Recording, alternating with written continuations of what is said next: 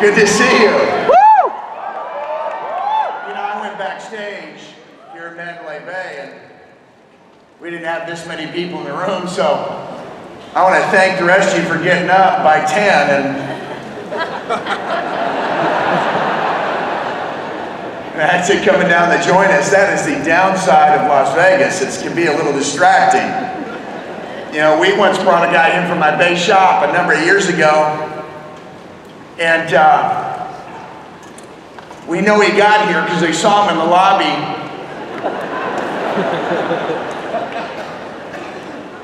That was back when the convention with all our other stuff that we had going on lasted like 4 days. We didn't see him once during those 4 days, and we actually had been home 3 days before we saw him again. We actually did find out he stayed in Las Vegas for 7 days and never attended the event, so that worked out well for him. And then he went straight into rehab, so that was great.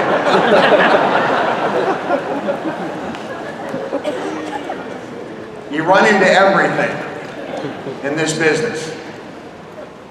Leadership is a fascinating thing,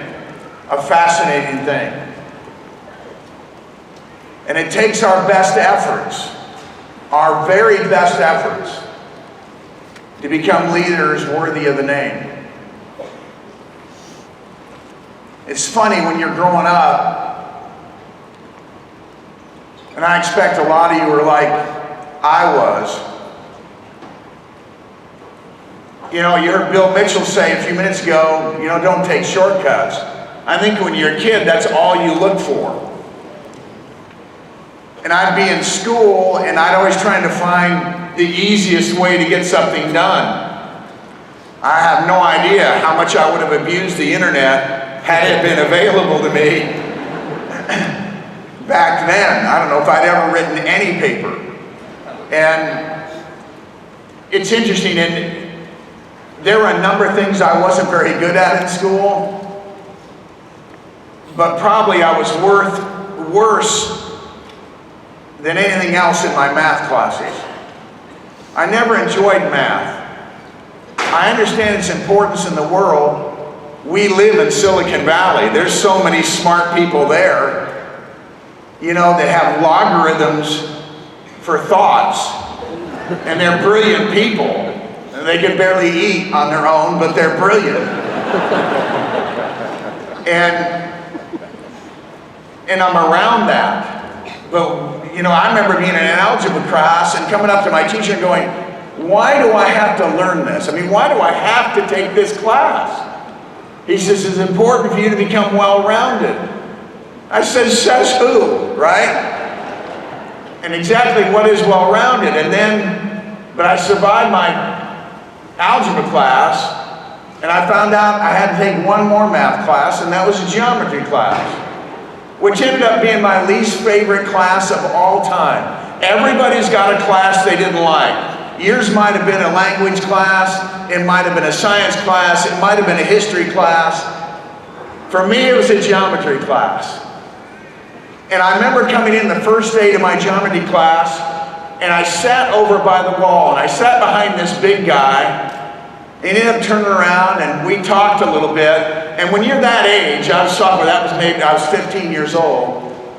When you're that age, you're sensitive to age differences, right? And he seemed older to me, and his name was Gene. I said, Gene, how old are you? He said, I'm 18, 18, I'm a senior. I said, that is a sophomore geometry class. He said, yeah, I know, I flunked it twice. This is my third chance. If I don't pass it now, I don't get to graduate. And I liked him immediately. You know, I related to him, I understood the way he was approaching this class, right? But the very first day I found out something I didn't like about the teacher. I watched, he got up and he went to the board and he picked up a piece of chalk back in those days, and he turned to the class and he looked around and he picked somebody. He said, and that person came up and stood beside him, he handed him the chalk, he said, every day I'm gonna have somebody do there's a theorem. Do anybody remember this from geometry? There's a theorem and then there's a proof. See, the problem with that for me was I didn't care if it was provable. I didn't care about the theorem, and I sure as heck didn't care about whether it could be proved or not. I mean, who cares? Do you know how much I use geometry now? The only thing I use from geometry is this. The shortest distance between 2 points is a straight line. That's it. That's the whole thing. 2 semesters. Agony to get that. 1 sentence. Right? Brutal. Unreasonable. Unfair. Like a lot of things in life. So Hansen, that's the teacher's name, and I'm not calling him Mr. Hansen because I didn't like him. Hansen stood up there with that chalk, and he picked that guy, and that guy, and Hansen had already written a theorem up there. He says, I want you to try and prove this. So the guy wrote it out, and he got it. One of those guys, right? I had a bunch of guys in that class. There was a guy in that class screwing up the curve that got a perfect score on the math section of the SAT that year. A perfect score. Do you not appreciate what I just said? That son of a gun had a perfect score in the math section of that national test. Nobody gets a personal score. I think there were 2 in the United States that year. And one of those suckers was in my geometry class. Screwing up the grades. I mean, he had glasses that thick.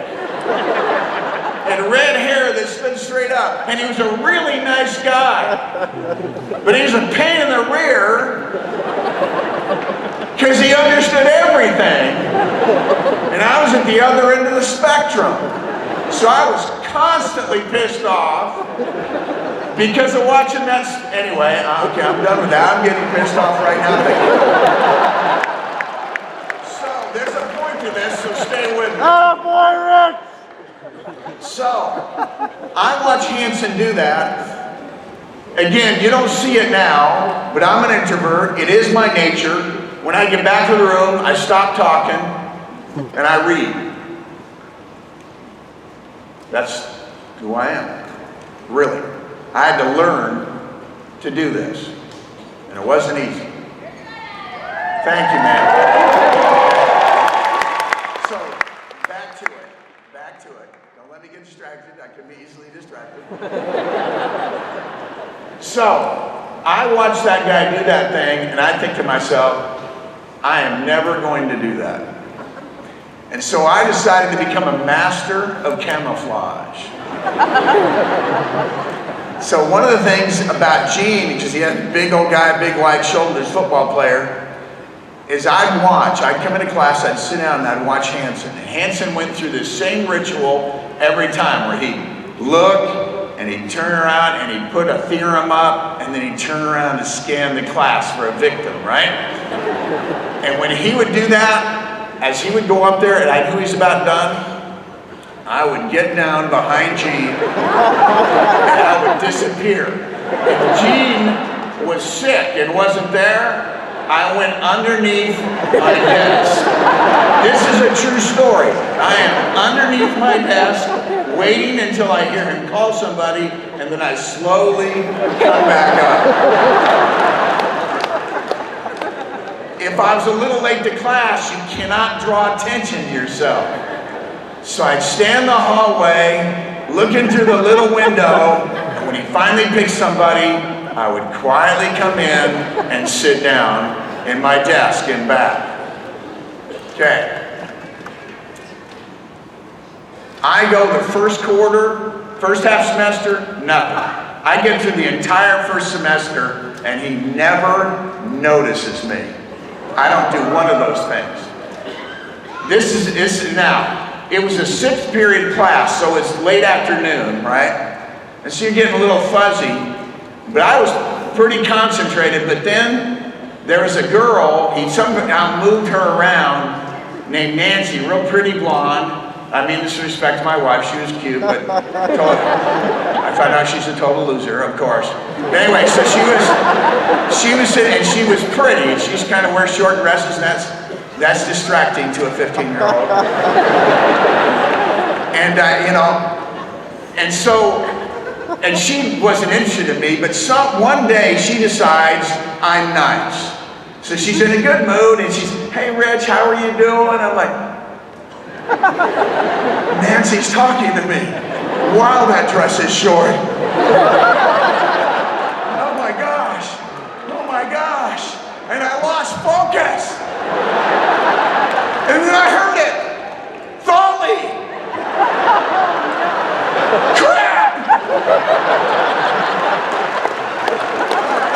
And Hanson's standing there with a chalk. No. Right? And he gets this look in his face. Have you ever done one of these? I went, yes. I had done a couple of proofs. They were in homework. He didn't ask, had I done it up there? He just asked, had I done one of these? I went, yes, several of them. And then he goes, no, you haven't. He says, come up here. Now, it really is a shame, but sometimes you only pray when you're in trouble, isn't that right? And so I wasn't a big prayer, I'm a lot more of a prayer now, but I'm walking up and I go, Heavenly Father, I know we haven't talked in a while, but if I could just catch a break here, could this be a simple one? Please? So I get up there and I'm looking at this thing and boom, I had it. Hold on, wait for the rest of it. I go, because every once in a while they're real short, right? This, thus. And I go, got it. Thank you. I was expressing my gratitude to Heavenly Father. And I go, this, conclusion. I take a step back, I look at it, I nod to myself, and I turn around and look at the class. And then they realize, I think that's the answer. That's right, and that's what they started doing. They started laughing. Maybe it's because it was late afternoon, nearing the end, closer to the end of the school year, people a little more lighthearted, but man, did they think that was funny, right? And so they're laughing, and they're laughing, and they're laughing, and I'm beet red, blushing, right? I turn to the teacher for some help. This son of a gun is laughing so hard, he's slapping his legs. This is a true story. He's got little tears in his eyes. My teacher is laughing so hard, he's starting to cry, which is causing the rest of the class to laugh harder, and the one who was laughing the hardest was Nancy.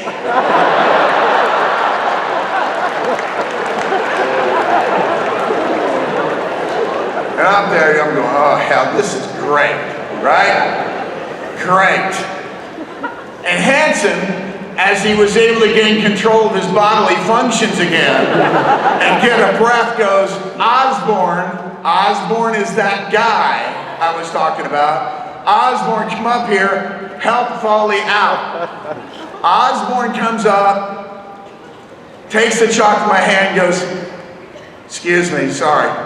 Erases my conclusion and puts the other, ready for it, 9 steps.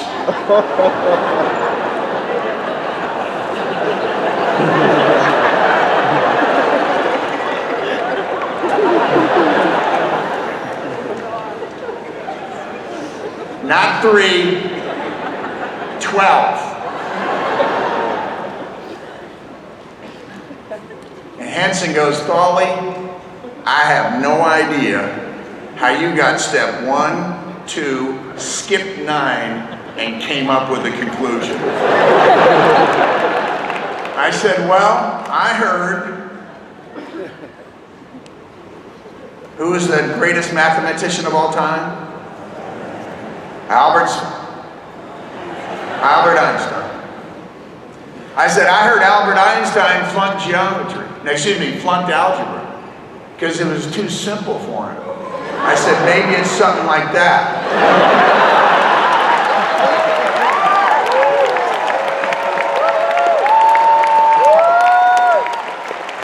I said, maybe you should just give me an A and I'm out of here. He says, I don't think that's it. And so he called me after class that day, and we had a little sit down. And he said his part, and I said, can I share my part? He says, yeah. I said, you're never going to get a chance at me like this again. You can call me every day for the rest of the semester, and I won't come up. There's not a chance you're going to get a chance to laugh at me like that. You got one shot at it. Right? And we'll never be friends, Mr. Hanson. We will never be friends. He said, that's great. But then he went and took a look at my grades and found out I had pretty good grades in everything else except his class. So he sat me down again. He said, I know you got what it takes. You need to step it up if you're going to pass this class. You guys, I spent more time studying geometry the rest of that semester than I did any 2 or 3 classes all the way through college. I did not get geometry. It did not work in my brain. Obviously, I had the handicap that I didn't care to begin with, but I had to get past that class. Because you know what seemed like a bigger nightmare than being in that class? Being in it a second and third time like my buddy Gene. There was no way that was going to happen. You know what's amazing to me? And now I'm going to get real serious with you for a minute. All I was fighting for was a stupid letter.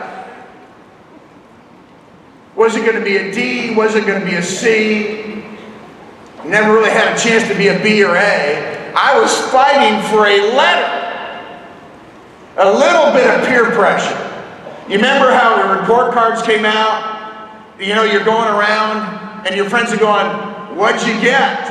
In such and such. Those guys asking got A's, right? They got A's. What'd you get in geometry? Screw you, right? I got nothing. Because they got A's. What'd you get in history? Those are the A students in history. Am I right? You understand what I'm saying? So all I'm fighting for is this letter. No money's on the line. No personal happiness is on the line. The improvement of mankind is not on the line.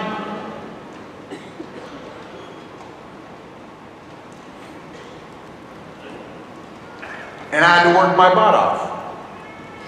Most of you at times work very hard in school for a letter. Everything's at such a big deal, grades, and you get the end of schooling, and you know, you go out to get employment, nobody asks about your grades. From then on, your report card's your financial statement. You can't go to the bank and say, I want a mortgage for my house, and they go, well, what do you have as collateral? I got an A in geometry. Well, how about that? How much do you want? That's not the way it works. Yet here you came through the door of an office, or somebody came into our homes and gave us a presentation, got our interest a little bit. Maybe we went down to the office, we heard a story, we decided to fill out an AMA, and you had a chance to participate in World Financial Group to build a business in our business platform, and we can't get you to show up at 9.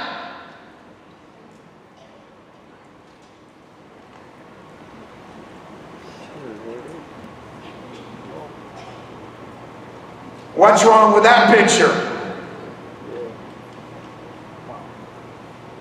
We are trying to put millions of dollars in your future. We are are trying to change the destiny of your family for generations, like it has ours, like a bunch of us up here.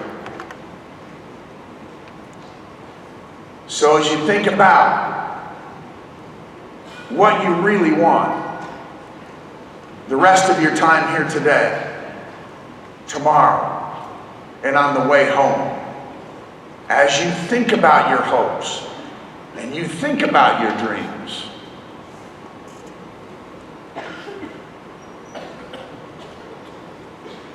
know that you can't keep some of the same habits and indulging yourself in some of those things. We at least ought to be able to get you to work as hard on studying leadership and this system and how to give a decent presentation and how to engage somebody in conversation and do a little prospecting. We at least ought to get you to be able to study that as hard as you did your biology class or your English class or your history class. We'll try and make it interesting. You know, in the American educational system, in junior high, as we used to call it, now middle school, you used to have to take a history, U.S. history class. I remember my teacher, his name was Wall. He wasn't a bad guy, but he was about as boring as watching a rock grow. Like if you put a rock on a table and stared at it for an hour, that was about how good a teacher he was. His hair was gray, his eyes were gray, he wore a gray suit, he wore glasses, he spoke in a monotone, and the entire class was near suicidal by the end of each period.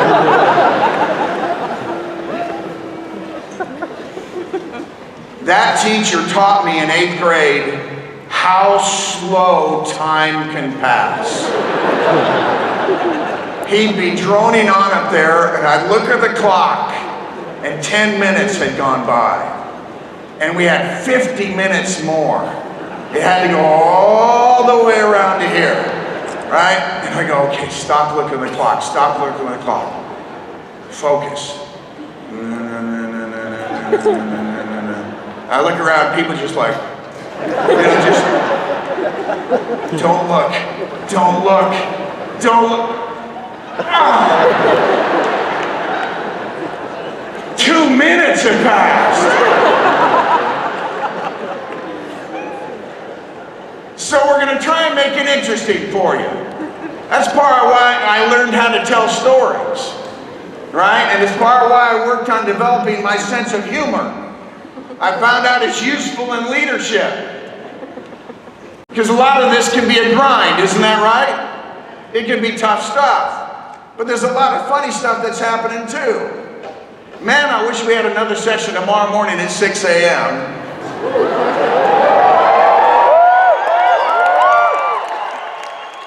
You see how effective our conversation is that we're having right now. How much time do I got left? Man, it's 5:49, that doesn't count.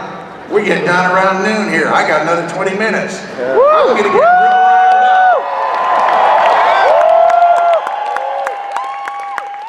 You know, I'm gonna write a few things down. I'm Uzomo. How come I don't use this? Because I like to write stuff down. I'm 63.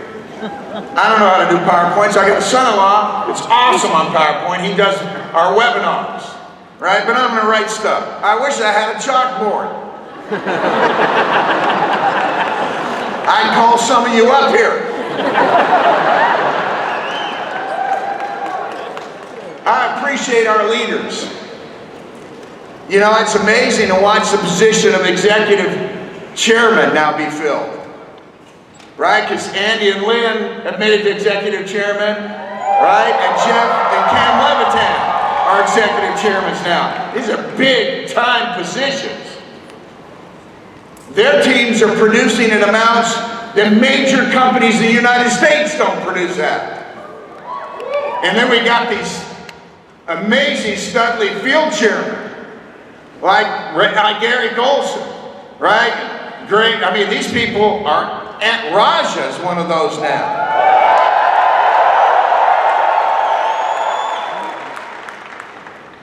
Wow. Wait, Raja, I think I just gave you a promotion.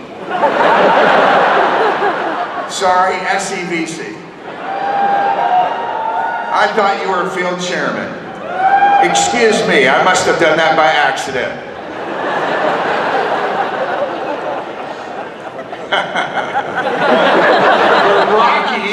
Rocky She is a field chairman. Reality show. The Canadian Animal is a field chairman. Penny Oy is a field chairman. And Wan Yang is a field chairman now. It's fun to watch. Fun to watch. And then there's some SEVC guys. Wait a minute. There's no way they want me writing directly on this, so hold on. That's the kind of stuff that I do. I have bought 2 Elmos because of that.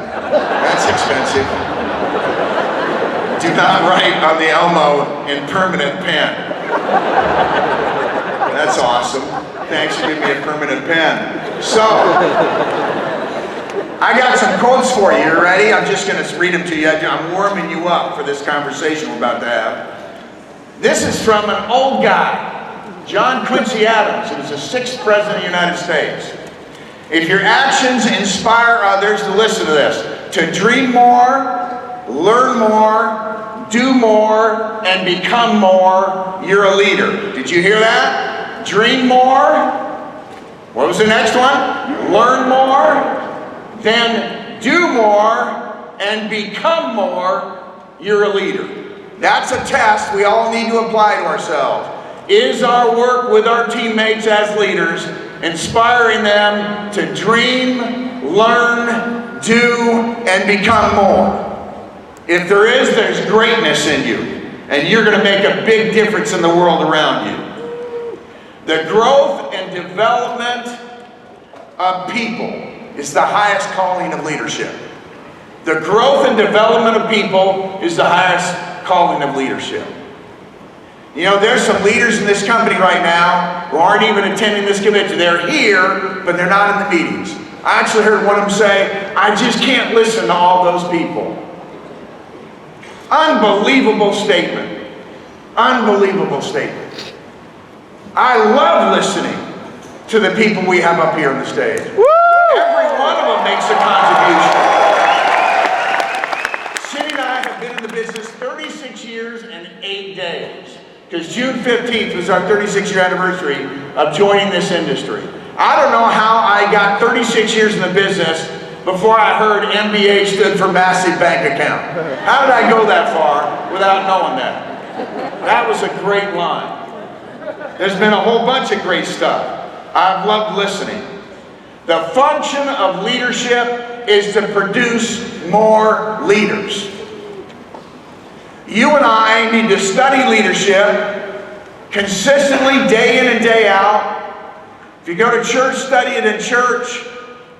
If you serve in some other areas, study it there. If you're a Boy Scout leader, try and raise Boy Scouts that are leaders. But the reality is, our task as leaders is to produce more leaders. Remember, the highest calling of leadership is the growth and development of people. And if I had to work that hard in a geometry class, I certainly ought to be able to put out some effort to study leadership so the company can pay me millions of dollars to do so. Does that make sense? Understand, entrepreneurs, the kind we are, in the business we have, is all about the development of leaders. Now, one other thought I want to introduce. A lot of you understand, but some of you need to ponder this. Great leadership is about wisdom, not intelligence.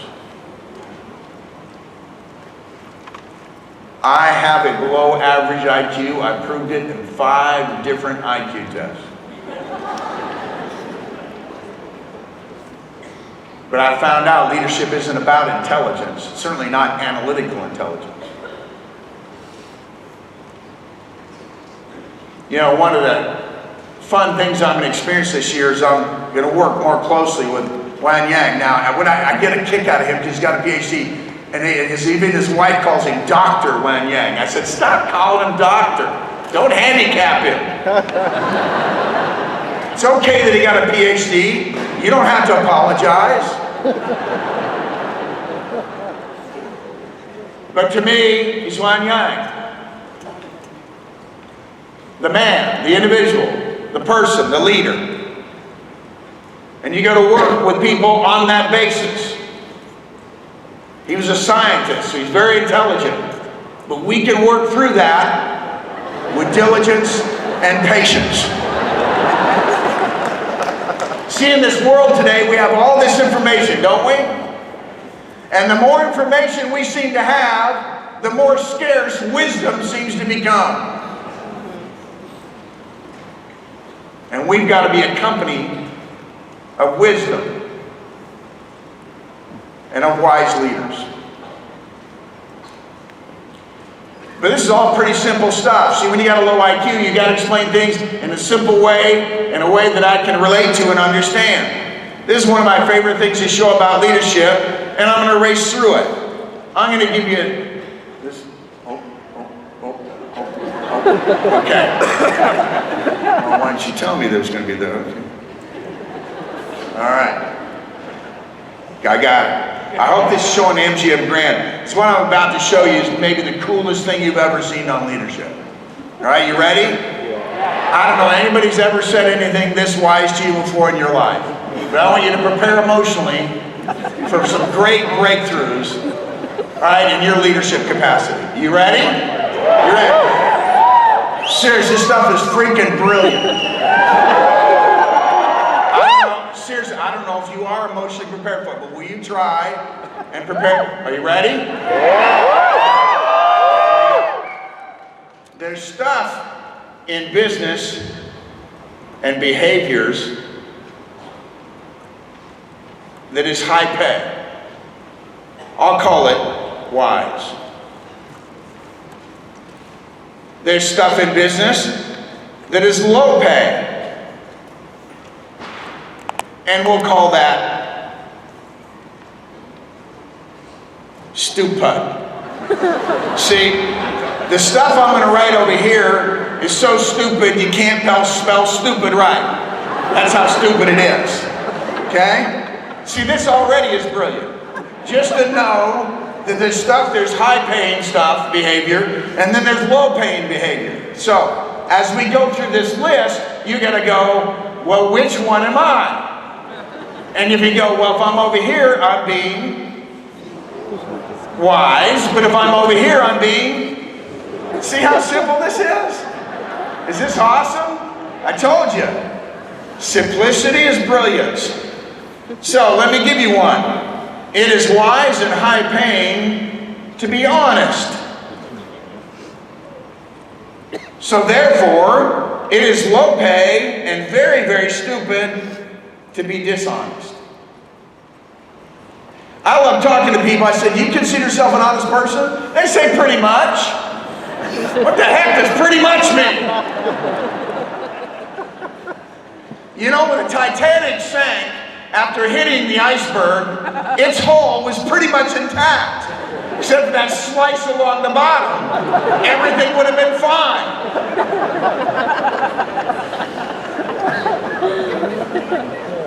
See, in leadership, and in life, we're either honest or we're not. So, dishonest will destroy your business. Because the number one thing we want to be is trustworthy. And the opposite is what? Why? Untrustworthy. I told you, you don't have to think too hard on this stuff.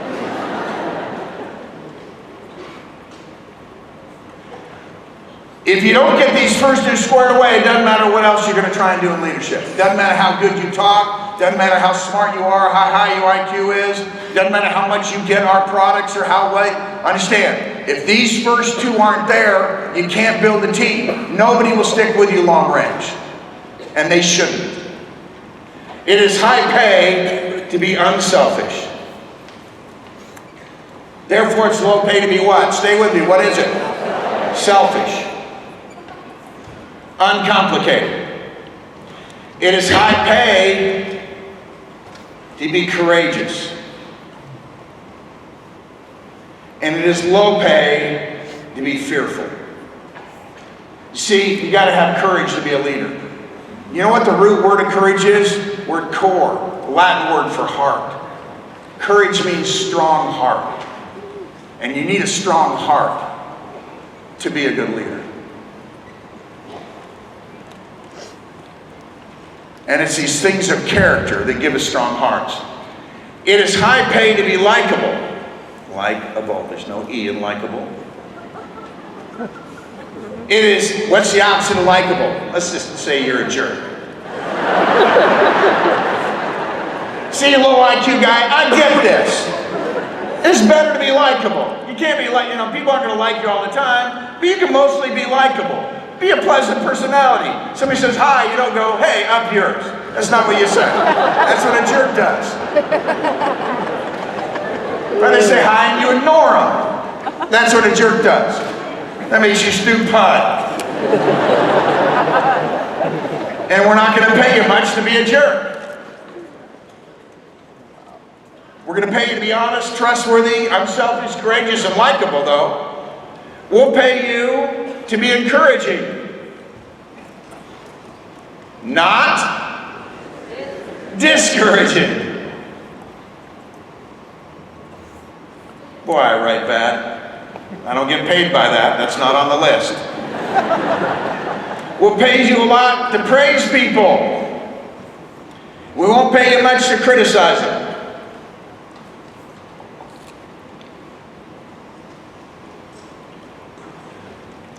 It's a pretty powerful thing to have humility.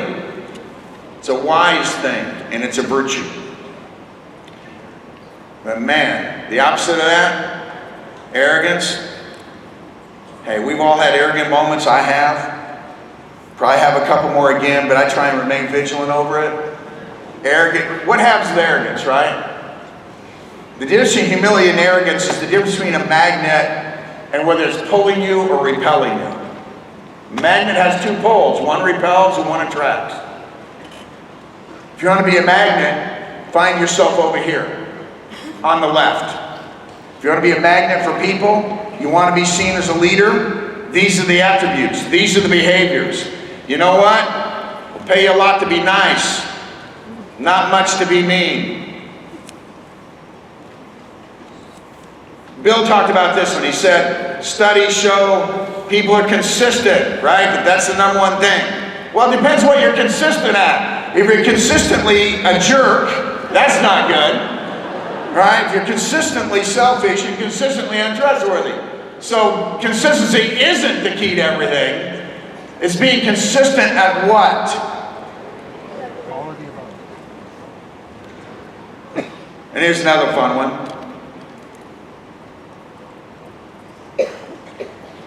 Try and be a little bit exciting. We all can work on this, isn't that right? I know I worked on it. What was the opposite of consistent? Inconsistent. All right, I don't need to spell that out. Exciting? Let's just put boring. So, my junior year, I have to take U.S. history again. Oh my, right? But I come in and there's this teacher. And I remember he said, I'm going to set up this battle in the American Civil War. And he had moved the desks and and then you're this army, and you're that army, and you're this general that, and then you moved over here, and you killed those guys, and we were fascinated, the whole thing. We hated it when the hour ended. The exact opposite of the experience I had in 8th grade. We've got to learn not to be the teacher like I had in 8th grade. We got to learn to be more like the teacher I had in my 11th grade, my junior year. Same subject. One was fascinating. One put you into a coma. Don't be that guy. Don't be coma guy. Who we have to speak today? Coma guy.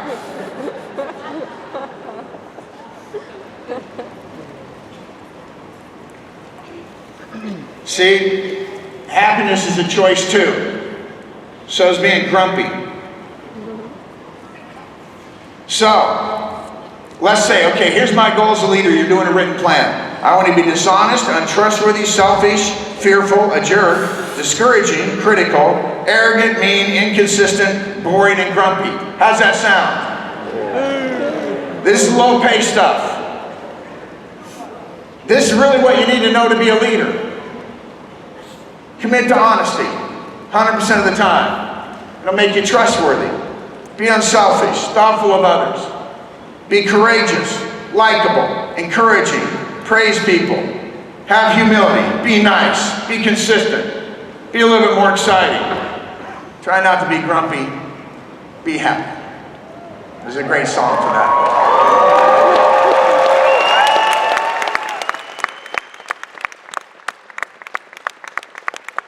So you plant your flag as a leader. You do it with teamwork in the home. My wife is stronger in every one of those things I wrote down than I am. It's the truth. She's every bit the leader I am and more. She was, I'm saying, first 11 years, she was in the office every day with our children, taking them then back to school, coming back, helping other spouses learn how to run their businesses, keeping our leaders on track with their operations. Her office was renowned in the company, our first company. Back when that company was ultimately acquired by another company, they sent the due diligence people out from that other corporation into the field to 3 offices. 2 of them were by guys that had been in the industry decades. The 3rd one was ours. Not because of me, but because of Cindy and the operation she ran. The person who ran all of operations of that company said, "Rich, if something ever happens to you, I'm going to try and talk Cindy into coming back here and running the home office." I said, "Good luck with that. You couldn't pay her enough." I'm grateful for the woman that lets me stand by her side. Now, last thing. As we embrace these things, as we become leaders, as we grow in confidence, as we grow in just the feelings we have about ourselves, because nothing will give you a better feeling about yourself than giving to people. Giving and giving and giving. And sometimes you get tired. Take a nap. Get up and give some more. Your capacity increases. It's such a blessing. And then it showers out upon your family. And then your grandchildren. And I'll end with this. This really touched my heart when Cindy came home and talked to us about this. She was picking up 2 of our granddaughters from school. And they got in the car. And my oldest granddaughter then was 6 years old. And she gets in her car seat, and Cindy's driving back talking to them. And our oldest granddaughter Shelby, says to her grandmother, "Grandma, I'm doing a written plan." 6-year-old. "I'm going to do a written plan. I'm going to put 3 things in it." She said, 1, I want to wake up happier in the morning. I'm too grumpy. Cora, that's her little sister. Cora wakes up happy. I wake up grumpy. I got to do better than that. So I'm going to write down, I'm going to wake up happier in the morning. She said, I'm going to work harder in school. They give out things called tokens when they do well. I'm going to get more tokens. I'm going to work harder. I'm going to do better. I'm going to be a better student. I'm writing that down. And she says the 3rd thing is every day I'm going to find somebody that I can help.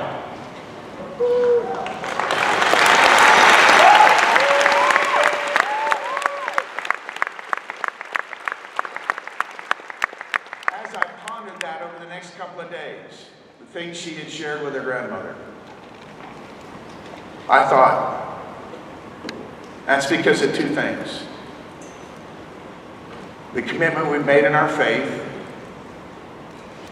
in the gospel to us, for us as Christians, and all these things we've learned in the business. And at that moment, I had never been more grateful. Not the money, not the recognition, not the applause. I was most grateful that all these influences had combined into the life of this little 6-year-old precious princess of a girl, our oldest granddaughter, and to getting her to think about who she was and who she wanted to become, and that she wanted to become a better person and a better leader and make a bigger difference in the lives of the people around her. That's our task. That's why we built this company. So we could all do that.